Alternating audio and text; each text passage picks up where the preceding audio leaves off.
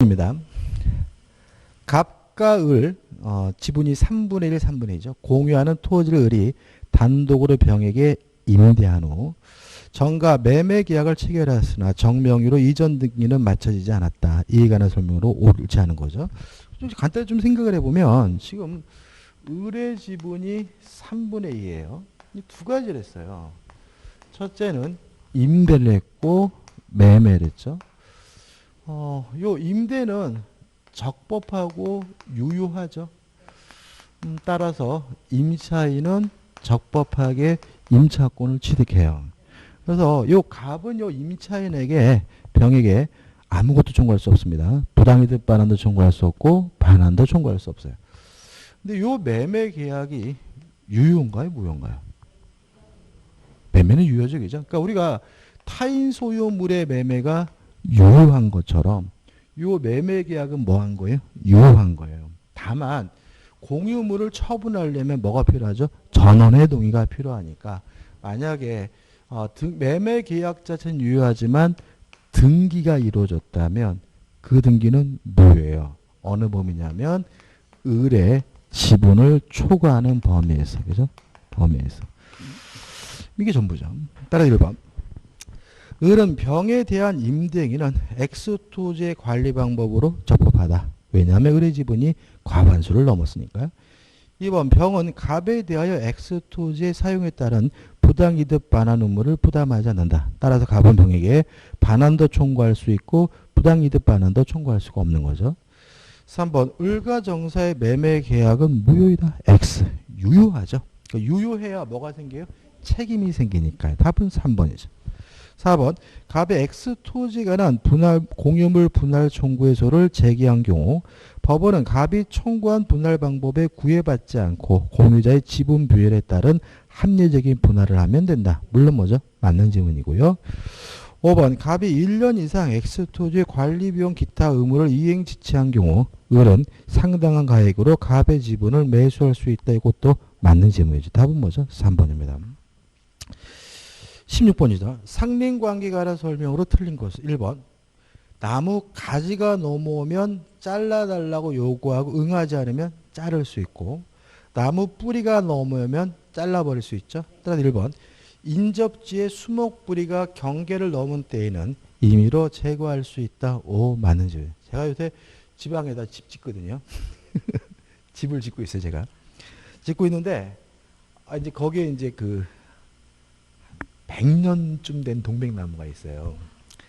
근데 뭐 동백나무 원래 크지 않잖아요. 근데 이따만합니다. 그죠? 근데 그거를 살려야 되는데 근데 그게 묘하게도 건물이 들어갈 자리에 있어요. 그래가지고 막 그 공사 짓는 사람들은 없애버려야 된다고 그러고 참 고민이네. 아무튼 그죠? 그래서 막 오늘도 전화 가지고 없애버려야 된다고 막 그러는데 참 걱정입니다. 살려야 되는데. 2번. 주위 토지 통행권자는 통행에 필요한 통로를 개설한 경우 그 통로 개설이나 유지 비용을 부담해야 한다. 맞는 질문이죠. 그러니까 우리가 항상 주위 토지 통행권은 어쩔 수 없이 남의 땅을 다니는 거잖아요. 그러니까 땅 주인은 못 다니게 막을 수는 없고 다닐 수는 있고 비용이 발생하면 당연히 자기가 비용을 부담해야 되겠죠. 물론 3번. 땅 주인은 못 다니게 막을 수가 없으니까 통행지 소유자가 주위 토지 통행권에 기한 통행에 방해가 되는 담장을 설치했어요. 안 되는 거죠, 이런 거는. 그죠? 통행지 소유자가 그 절거 의무를 부담한다는 질문은 O, 맞는 질문이죠. 5번. 경계 설치된 담이 상린자의 공유예요. 분할해봤자 의미가 없거든요. 따라서 상린자는 공유를 이유로 공유물 분할을 청구하지 못한다. O, 맞는 질문이죠. 답은 5번입니다. 자, 시험이 참 잘 나오는데 경계선 부근에서 건축하려면 경계로부터 반미터 이상 거리를 둬야 돼요. 위반하면 철거 및 손해배상을 청구할 수가 있는데 만약에 공사 착수 후 1년이 경과됐거나 건물이 이미 완성됐다면 손해배상만 청구할 수 있고 철거 청구를 할 수가 없거든요. 따라서 5번. 경계선 부근의 건축 시 경계로부터 반미터 이상 거리를 두어야 하는데 이를 위반한 경우 건물이 완성된 후에도 건물의 철거를 청구할 수 있다. X. 철거는 청구하지 못하고 손해배상만 청구할 수 있습니다. 답은 5번이죠. 17번입니다. 갑소유 토지에 관하여 을이 점유취득시효를 완성하였다. 시효 완성 후 병이 갑으로부터 그 토지를 매수하여 소유권을 이전 등기를 마친 뒤 1년이 지난 상태이다. 이에 관한 설명으로 옳은 곳을 모두 고른 곳은요. 기억. 을은 등기 없이도 토지 소유권을 취득한다. X. 점유 취득시효가 완성됐다는 이유로 소유권을 취득하려면 뭘 해야 돼요? 등기를 해야죠. 2번. 을은 갑에게 소유권 이전 의무의 불이행을, 그러니까 의무의 불이행이니까 채무불이행이죠. 또 의무의 불이행을 이유로 손해배상을 청구할 수 있다. X. 자, 우리 판례에 따른다면 갑에게 손해배상을 청구할 수 있는데 그 원인은 불법행위를 원인으로 손해배상을 청구하는 것이지 채무불이행을 이유로 손해배상을 청구할 수는 없다는 게 판례 입장이니까 니은번은 X죠. 디귿번. 병이 시효 완성 사실을 알지 못한 경우 을은 병에게 시효 완성을 주장할 수 없다. 맞죠? 그러니까 우리가 취득시효가 완성될 당시의 소유자에게만 이전 등기해달라고 청구할 수 있으니까 완성이 된 후 소유권을 취득한 사람에게는 시효 완성을 뭐 할 수 없어요? 주장할 수는 없는 거죠. 따라서 디귿번은 맞는 질문이죠. 리얼번. 갑이 시효 완성 사실을 모르고 병에게 처분했더라도 을은 갑에게 불법 행위를 이유로 손해배상을 청구할 수 있다. X예요. 자, 이게 어떤 의미냐면 이런 겁니다. 자, 우리 판례는 취득시효가 완성된 후에 채무 불이행을 이유로 손해배상을 청구할 수는 없고 불법 행위를 원인으로 손해배상을 청구해야 된다는 의미거든요. 그럼 뭐가 달라지느냐? 손해배상의 범위는 똑같습니다. 둘 다 이행입배상인데 입증 문제가 달라져요. 그러니까 만약에 채무 불이행이면 상대방에게 고의나 과실이 있는 것으로 추정이 돼요. 따라서 채무 불이행을 이유로 손해배상을 청구할 때는 소유자에게 고의 과실이 있다는 사실을 뭐 할 필요 없어요? 입증할 필요가 없는 거죠. 근데 불법행위의 경우에는 상대방에게 고의나 과실이 있다는 사실이 추정이 되지 않으므로 불법행위를 원인으로 손해배상을 청구하려면 소유자에게 고의 과실이 있다는 사실을 입증을 해야지만 불법행위를 원인으로 뭐 할 수 있는 거예요? 손해배상을 청구할 수 있다는 얘기죠. 그러면 마지막 지문에서 결국은 뭐라고 나와 있냐면 모르고 병에게 처분했죠. 그럼 이 사람에게 고의, 과실이 없는 거니까 불법행위를 원인으로 뭐 할 수 없어요? 손해배상을 청구할 수는 없는 거죠. 따라서 옳은 것은 디귿하나고 1번만 답이 되는 거죠. 다시 말씀드리면 불법행위를 원인으로 손해배상을 청구할 수 있다는 말은 소유자의 고의 과실을 입증해야 비로소 손해배상을 청구할 수가 있다는 얘기고 따라서 소유자가 취득시효가 완성됐다는 사실을 모르고 있었다면 불법행위를 원인으로 손해배상을 청구할 수는 없다는 논리가 생기니까 좀 기억해 두시기 바랍니다. 따라 답은 1번이 됩니다.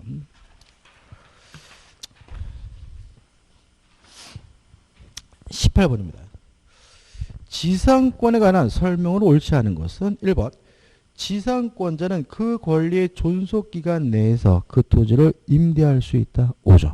왜냐하면 지상권은 자유롭게 양도할 수 있고 임대할 수 있고 담보 설정할 수가 있으니까요.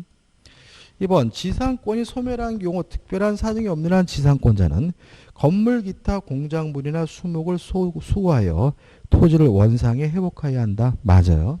그러니까 이것도 항상 문제가 되는 것은 뭐냐면 원칙과 예외죠. 지상권이 소멸하면 원칙이 원상복구죠. 원상회복을 해야 되고 다만 멀쩡한 건물을 때려 부시는 것이 안타깝다면 지상권 설정자가 때려 부시니 나한테 팔라는 의미에서 지상물 매수를 청구할 수가 있고 이 지상물 매수권은 형성권이기 때문에 정당한 이유 없이 지상권자는 거부할 수 없는 거죠. 다만 여러 가지 소멸 사유 중에서 존속 기간이 만료됐다는 사유로 소멸하고 플러스 갱신을 청구했다가 거부당하면 이제는 오히려 누가요? 지상권자가 내 건물 사라는 의미에서 지상물 매수를 청구할 수가 있는 거죠. 따라서 지상권자가 원상 회복하지 않고 지상물 매수를 청구하려면 존속기간의 만료로 소멸하고 갱신 청구했다가 거부당했다는 두 가지 요건을 갖춰야 되고요. 별말 없으면 원칙에 따라서 뭘 해야 돼요? 원상 회복해야 되기 때문에 이 지문은 맞는 지문인 거죠. 그래서 이번 다시 한번 지상권 소멸한 경우 특별한 사정이 없는 한 다른 말로 하면 어떻게 원칙적으로 이런 의미니까 이번은 맞는 거죠. 3번 지상권자의 지로 지급이 토지 소유권 양도전에 걸쳐 2년 이상 연체된 경우 토지 양수인에 대한 연체기간이 2년이 되지 않았다면 토지 양수인은 지상권 소멸 청구를 할 수 없다. 오, 맞는 질문이죠. 다시 말하면 내가 소유하고 있는 기간 동안 몇 년치 해야 돼요? 2년치 되는 거죠. 4번 나대지에 저당권을 설정한 당사자들이 그 목적 토지상의 저당권자 앞으로 저당 토지 담보가치 저감을 막기 위하여 지상권도 설정했어요. 이거 우리가 담보 지상권이라고 하고 채권이 소멸하면 저당권도 소멸하고요. 이 지상권도 소멸합니다. 따라서 저당권의 피담보 채권 시효로 소멸하면 지상권도 소멸한다. 오, 맞는 질문이 되겠죠. 5번. 자, 이런 얘기죠. 5번도 출제 가능성이 좀 있네요. 자, 건물이 존재하고 건물과 토지 소유자가 같았는데 매매 기타 사유로 건물과 토지 소유자가 달라지면 관습법상 법정 지상권이 발생하죠. 요 기타 사유는 나머지 개념이기 때문에 우리는 제외되는 거, 인정이 안 되는 걸 기억하자 그랬죠. 그죠? 그래서 첫째, 환지 처분으로 토지와 건물의 소유자가 달라진 경우에는 관습법상 법정 지상권이 발생하지 않는다. 두 번째, 원인행위의 실효죠. 실효라는 말은 무효, 취소, 해제입니다. 무효, 취소, 해제 등으로 토지와 건물의 소유자가 달라진 경우는 관습법상 법정 지상권이 발생하지 않고요. 세 번째, 토지가 공유, 건물이 아니라 뭐죠? 토지가 공유인 경우 예외가 있긴 하지만 원칙적으로 관습법상 법정 지상권이 발생하지 않는다. 이 세 가지는 꼭 기억해 두셔야 돼요. 그럼 5번을 보시면 토지와 그 지상 건물이 함께 양도되었다가 채권자 취소권 행사로 그중 건물에 대하여서만 양도가 취소되어 수익자 명의인의 소유권 이전 등에 말소됐어요. 그러면 건물과 토지 소유자가 달라지게 된 이유는 취소로 달라진 거죠. 따라서 관습법상 법정지상권이 발생하지 않습니다. 그렇기 때문에 채무자에게 관습상 법정지상권이 인정된다. X고 답은 5번이 됩니다. 다시 말하면 무효, 취소, 해제, 원인행위의 실효로 토지와 건물의 소유자가 달라진 경우는 관습법상 법정지상권이 발생하지 않아요. 우리 공인중개사 시험에서는 이 환지가 몇 번 나왔고요. 요거는 안 나왔어요. 근데 이것도 올해 나온 시험 문제거든요. 제가 만든 문제가 아니라 올해 공인중개사가 아닌 다른 시험 문제인데 출제됐으니까 또 나올 수 있으니까 꼭 기억해 두시기 바라고 답은 5번입니다. 19번입니다. 지역권에 관한 설명을 옳지 않은 것은 1번 불가분성입니다. 취득과 같은 긍정적인 것은 한 사람이. 따라서 공유자 1인의 지역권을 취득한 때에는 다른 공유자들을 취득한다. 오, 맞는 질문이죠. 2번 지역권자에게는 승역지입니다. 승역지의 반환 청구권 인정되지 않는다. 맞죠? 왜요? 지역권은 스스로 점유하지 못하는 거니까요. 3번입니다. 소멸을 억제하는 거, 소멸을 막는 것도 긍정적인 거고요. 한 사람만 하면 되거든요. 따라서 3번 요역지 수인의 공유인 경우 그 1인에 의한 지역권 소멸시효 중단 또는 종지는 소멸을 막는 거 긍정적인 것이고 한 사람만 하면 되니까 다른 공유자를 위하여 효력이 있다. O 맞는 질문이죠. 5번부터 5번. 토지 공유자 1위는 그 지분에 관하여 그 토지를 위한 지역권 또는 그 토지가 부담한 지역권을 소멸하게 하지 못한다. 맞아요. 왜요? 소멸과 같은 부정적인 것은 전원이 해야 되는 거죠. 답은 4번입니다. 이것도 참 잘 나오죠. 자, 제가 이런 식으로 그림을 그리면 쉽죠. 그죠? 도로가 있고, 땅, 갑의 토지가 있고, 을의 토지가 있고, 병의 토지가 있는데, 병이 요 도로로 나가기 위해서 을의 땅에다가 지역권 설정하고, 갑의 땅에다가 지역권 설정하면 도로는 나갈 수 있겠죠. 그러면 요 갑과 병의 토지는 인접하고 있지 않죠. 그래도 지역권 설정이 뭐예요? 가능합니다. 따라서 4번.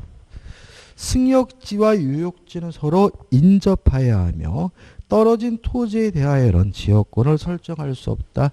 X가 되고요. 답은 4번이 됩니다. 20번입니다.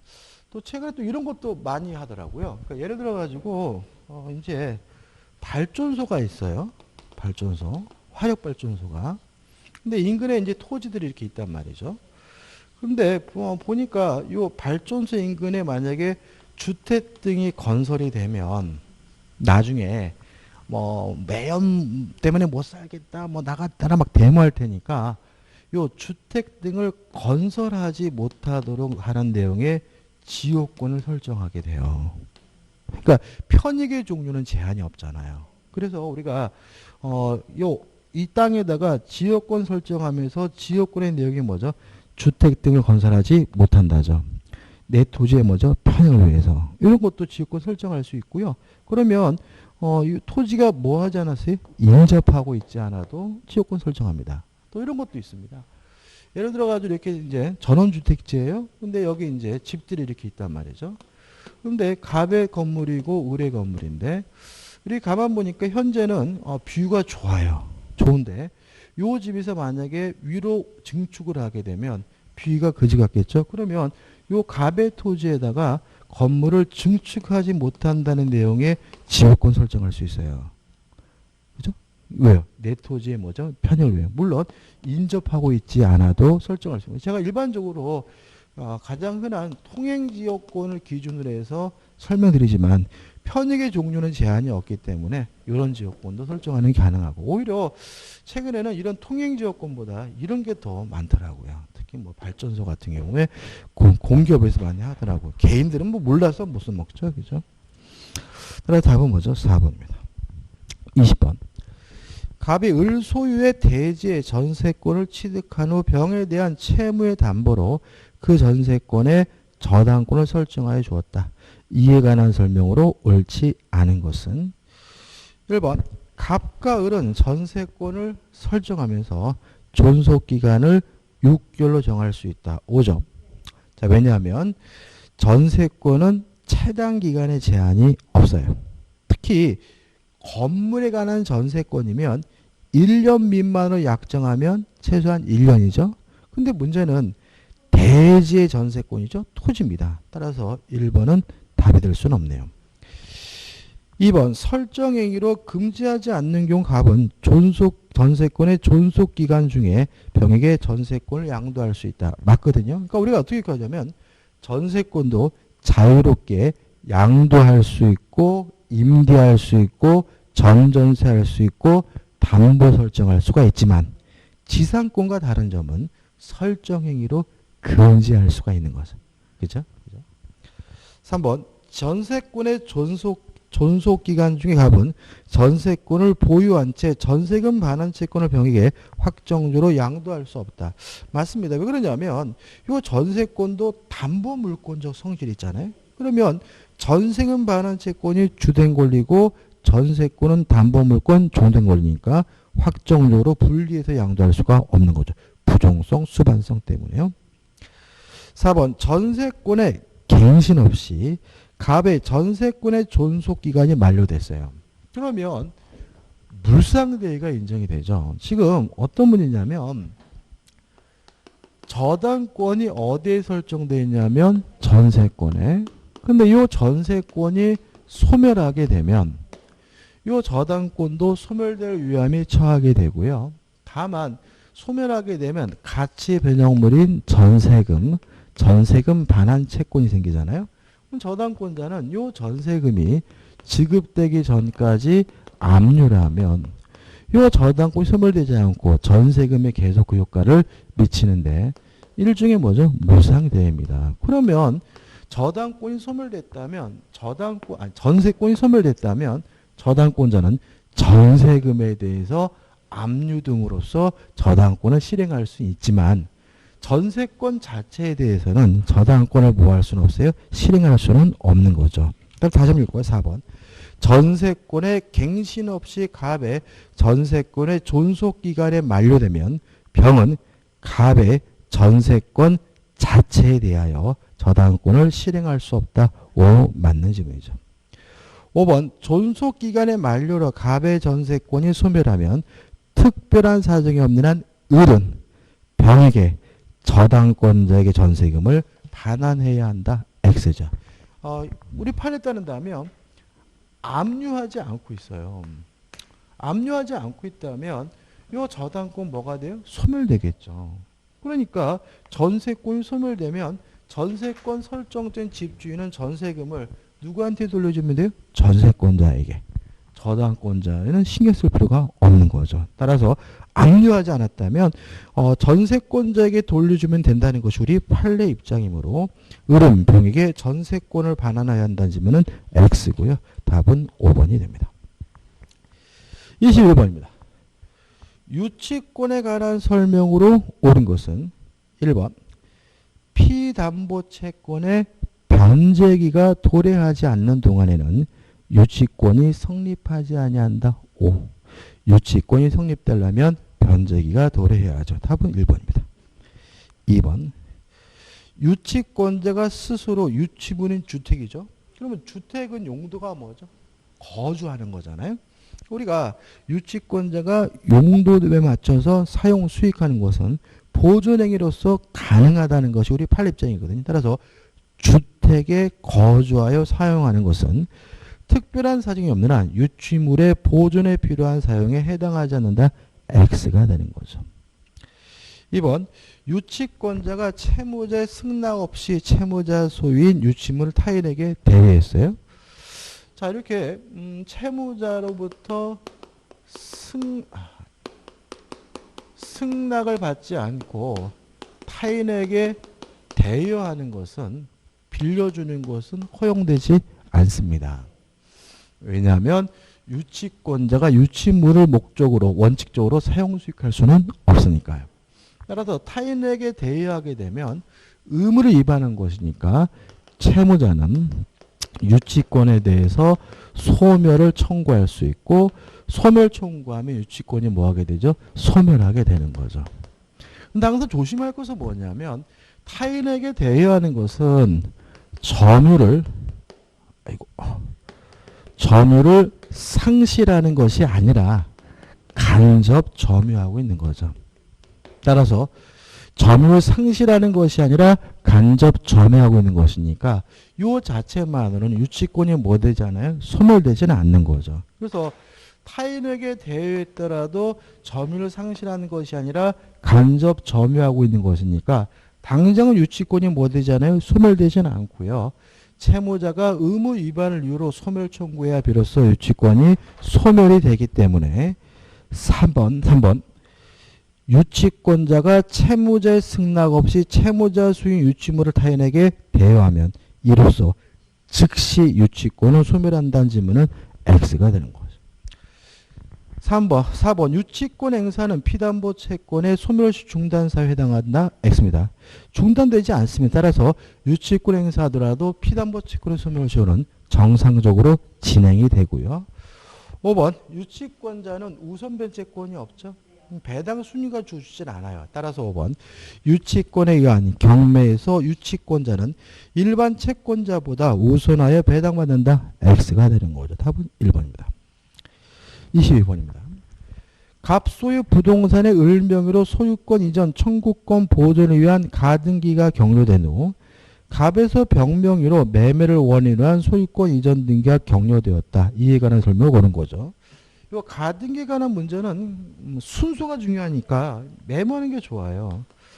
갑 앞으로 소유권 등기가, 을 앞으로 가등기가, 그 다음에 세 번째로 병 앞으로 매매를 원인으로 한 소유권 등기가.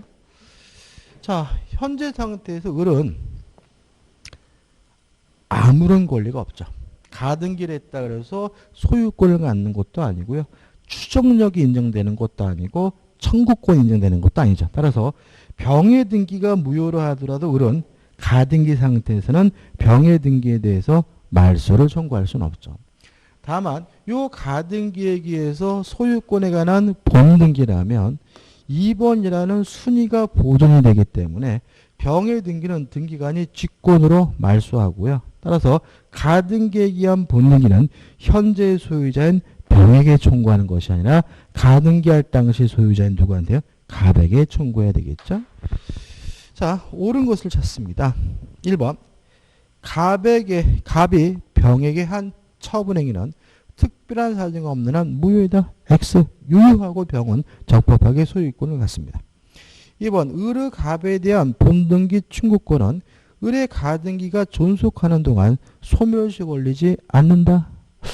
자, 우리가 이 가등기가 정확히 말하면 청구권 보존의 가등기잖아요. 근데 항상 조심할 것은 이 청구권은 그죠? 물권적 청구권일 수는 없다. 가등기에 의해서 보존되는 이 청구권은 항상 뭐죠? 채권적 청구권이다. 그러니까 채권적 청구권이니까 뭐에 걸려야 돼요? 소멸시효에 걸려야 되고요. 따라서 요 지문은 답이 될 수는 없는 거죠. 3번 을이 갑에게 본등기를 청구하여 을 명의의 본등기가 이루어지면 가등기 당시 소유자인 갑에게 본등기를 청구하고요. 병의 등기는 후순위 권리는 직권 말소된다. 맞는 지문이고요. 답은 3번이 되는 거죠. 4번 항상 조심할 것은 물권 취득 시기는 언제죠? 본등기한 때죠. 따라서 4번 을이 가등기에 기한 본등기라면 을의 소유권 취득의 효력은 가등기한 때로 소급한다. X가 되고요. 5번 병명의의 소유권 이전 등기가 원인 무효라면 가등기 권리자인 을이 직접 그 말소를 구할 수 있다. X. 가등기 상태에서는 아무런 효과가 없으니까 병의 등기에 대해서 말소해달라고 청구할 수가 없습니다. 23번입니다. 저당권에 관한 설명으로 옳은 것은 1번 지상권은 저당권의 목조로 하지 못한다. X. 저당권의 객체는 부동산 및 지상권, 전세권이죠. 다시 말하면 저당권은 부동산과 같은 물건에 대해서뿐만 아니라 지상권, 전세권과 같은 권리에 대해 설정할 수가 있습니다. 2번 저당권은 그 담보한 채권과 분리하여 타인에게 양도할 수 있다. X. 부종성, 수반성에 반하죠.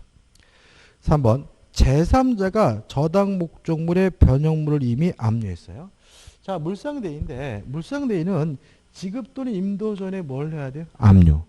꼭 저당권자가 해야 되느냐? 이 문제에 대해서 우리 판례는 제3자가 압류를 해도 상관이 없다는 것이 우리 판례 입장이므로 제3자가 저당 목적물의 변형물을 이미 압류했어요. 물상대인권 이해됩니다. 따라서 저당권자는 스스로 압류하지 않더라도 물상대인권 행사할 수 있다고 맞는 지문이에요. 조금 기억을 돕기 위해 설명을 좀 드리면 왜 지급 또는 인도 전에 압류를 하라고 하냐면 이 금전은 특정성이 없죠. 이게 만약에 이미 지급이 돼가지고 채무자에게 지급이 됐다면 뭐 전세금이든 보험금이든 수용보상금이든 이런 가치 변형물이 이미 지급이 됐다면 어느 돈이 이 물건으로부터 발생한 돈인지를 구별할 수 없다는 거예요. 그러니까 특정성을 확보할 수 없다는 거죠. 그러면 저당권자가 압류라든 제3자가 압류라든 일반 채권자가 압류라든 압류가 이루어졌다면 이 돈에 대해서 다른 재산과 구별할 수 있는 뭐가요? 특정성이 인정된다는 거죠. 그래서 누가 압류를 하든 다른 재산과 부활할 수가 있으니까 우상되었고 인정된다는 것이 우리 판례 입장입니다. 따라서 답은 3번이죠. 4번 저당 부동산에 대하여 지상권을 취득한 제3자. 제3취득자죠. 저당권자의 그 부동산으로 담보된 채권을 변제하더라도 저당권의 소멸을 청구할 수 없다. X. 5번 근저당권의 피담보 채권 확정 전에 발생한 원본 채권에 관하여 확정 후에 발생하는 이자나 지연 손해금 채권은 채권 최고액 범위 내에 있더라도 그 근저당권에 의하여 담보되지 않는다. X죠. 이것도 참 시험이 잘 나오는 것 같아요. 그러니까 우리가 여기서 이제 근저당이 설정이 됐고요. 채권액이 확정이 됐어요. 그러면 일반 저당권으로 전환되기 때문에 그 후에 발생하는 원본 채권은 더 이상 근저당권에 의해서 담보되지는 않습니다. 다만 요 사이에 원본 채권에 관한 이자나 지연배상금은 여전히 근저당권에 의해서 담보된다는 거죠. 다시 말하면 확정되기 전에 원본 채권에 관한 이자나 지연배상금이라면 확정 후에 발생하더라도 근저당권에 의해서 담보된다는 것이 우리 판례 입장이니까 5번은 X고요. 시험에 참 잘 나옵니다. 답은 3번입니다. 24번이죠. 갑은 은행으로부터 1억 원을 빌리면서 그 채무를 담보하기 위하여 자신 소유 X토대지 나대지죠. 빈땅이죠. 1번 저당권을 설정해 주었다. 이에 관한 설명으로 옳은 것은이죠. 옳은 거. 1번 을이 X토지의 건물을 신축을 방지하기 위하여 지상권 설정하는 거. 가능하죠? 이거 우리가 담보지상권이라고 합니다. 그 지상권은 무효이다. X죠. 2번 X토지 2번 저당권자 A가 갑의 채무 일부를 변제했어요. 그러면 남의 빚을 대신 갚은 것이니까 A는 을의 저당권을 대행사할 수 없다가 아니라 있다가 되겠죠. 3번 을의 채권이 일부 무효인 경우 갑은 유효인 부분의 채권에 대한 변제 없이도 저당권 등기의 말소를 청구할 수 있다. X예요. 그러니까 원래 일부가 무효면 전부가 무효잖아요. 일종의 예외인 거죠. 이거는 뭐죠? 불가분성입니다. 그러니까 예를 들어 가지고 1억을 빌렸는데 1억 중에 2천만 원에 대한 채무가 무효예요.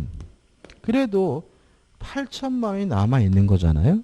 그러면 전액 변제할 때까지 담보물권은 목적물 전부에 대해서 구속을 미치는 거니까 일부 채무가 무효로 하더라도 저당권, 담보물권은 뭐 되지 않아요? 소멸되지 않고요. 따라서 요 2번 지문은 뭐죠? 3번 지문은 뭐죠? X가 되는 거죠. 4번 저당권 설정 후 X토지의 임차인 B가 그 지상에 Y 건물을 신축하였어요. 그러면 저당권 설정 당시에 건물이 없기 때문에 법정 지상권 문제는 아니에요.